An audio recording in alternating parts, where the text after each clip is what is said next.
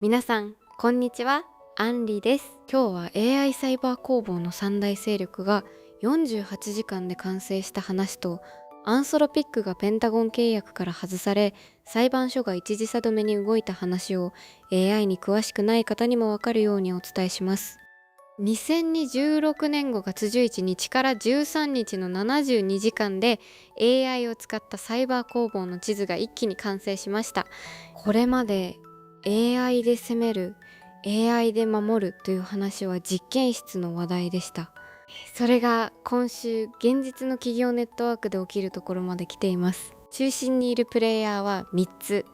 オープン AI、アンソロピック、そして Google です。さらに同じ週、アンソロピックは米国防総省の主要契約から外され、カリフォルニア連邦地裁が一時差止めに動き、明日5月14日にはアンソロピックの著作権集団訴訟、いわゆるバーツ案件の最終承認ヒアリングも控えています。今日はこの3つの勢力とサイバーと司法の2つの戦線の整理をしていきます。最初のセクションはオープン映画5月11日に発表したサイバー防御プラットフォーム、その名もデイブレイクです。デイブレイクは3段階のモデルで構成されています。標準の GPT5.5、信頼アクセスを与えた GPT5.5、そして専門特化の GPT5.5 サイバー、この3層です。前身の GPT5.4 サイバーはすでに3000件を超える脆弱性の修正に貢献していました。今回はそれを引き継いで、攻撃の見立てから安全な検証環境での再現、修正案の提示まで一気通貫でこなします。同時に発表された初期統合パートナーが見るからに豪華です。アカマイ、シスコ、クラウドフレア、クラウドストライク、フォーティネット、オラクル、パロアルトネットワークス、G スケーラーの8社で世界のセキュリティベンダーの主力が一気に並びました。オープン AI はこの仕組みをアンソロピックのミソスとそのグラスウィングへの正面対抗と位置づけています。2つ目のセクションはアンソロピック側の動きです。アンソロピックのミソスはこれまで公開モデルとして配布されず、アップル、アマゾン、JP モルガン、ファロアルトなどの限定的なエンタープライズパートナーにだけ提供されてきました。サイバー対応版のグラスウィングは米国土安全保障省と国立標準技術研究所、いわゆる NIST に事前評価を委ねた形で規制と二人三脚で進める作戦をとっています。一方でミソスには専門家から見れば既存モデルでも同じことができるという冷静な評価も出始めています。さらに5月1日、米国防総省ペンタゴンは生成 AI の主要契約発射を発表しましたが、その中にアンソロピックは入っていません。当事者のアンソロピック側は自律兵器や大規模監視には使わないという利用条件で社内決議が分かれたと報じられ、カリフォルニア連邦地裁は契約の差別的取り扱いをめぐる原告主張を一定程度認め、5月上旬に一時差止めに踏み込みました。 AI を守りに使う場面で誰の安全感で運用するかという問題が政府調達の現場でも法廷でも顔を出した1週間でした。3つ目のセクションは Google の現実の攻撃を初めて止めた報告です。5月11日、Google スレッドインテリジェンスグループ、いわゆる脅威インテリジェンス部門が世界で初めて AI が書いたゼロデイ脆弱性を使った大規模搾取イベントを阻止したと発表しました。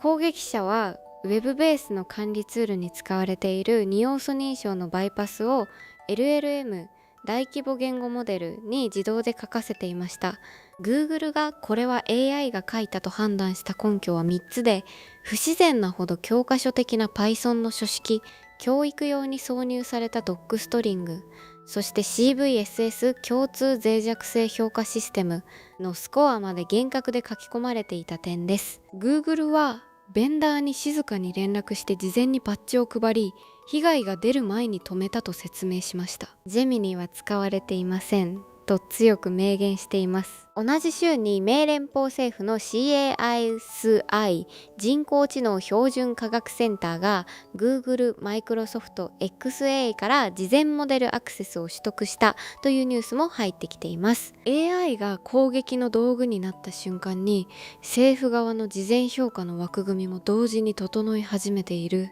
と整理できます。4つ目のセクションは AI と司法の戦線です。明日5月14日、米カリフォルニア州北部連邦地裁でアンソロピックに対する著作権の集団訴訟バーツ案件の最終承認ヒアリングが開かれます。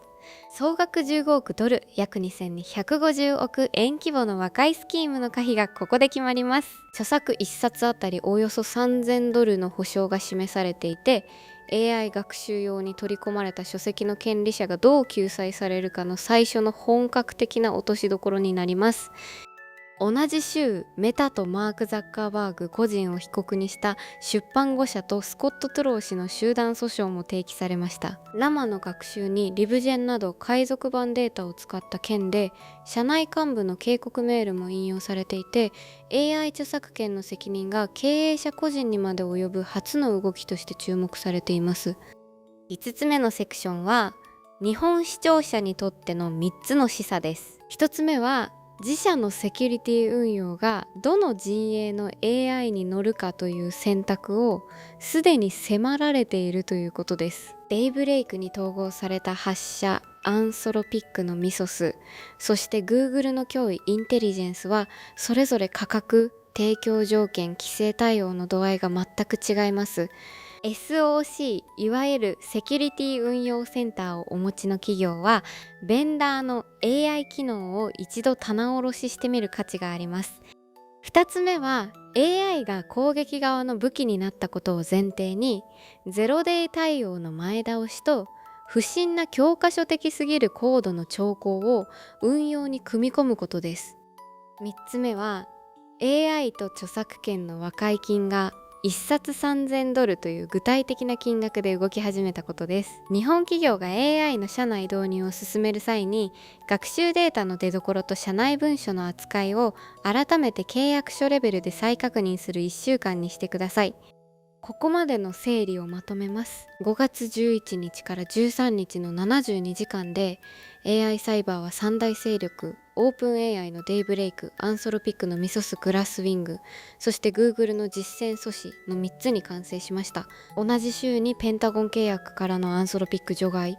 裁判所の一時査め、明日5月14日のバーツ著作権ヒアリングとサイバーと司法の2つの戦線が同時に動いています。 AI をどの陣営に乗せどんな運用ルールで使うか、その判断は今日この瞬間から迫られています。今日のニュースでこれは気になると思ったトピックがあればぜひコメント欄で教えてください。皆さんの関心が高いテーマは次の動画で深掘りしていきます。チャンネル登録と通知ベルをオンにしていただければ毎日の AI ニュースを見逃さずチェックできますよ。それではまた次の動画で。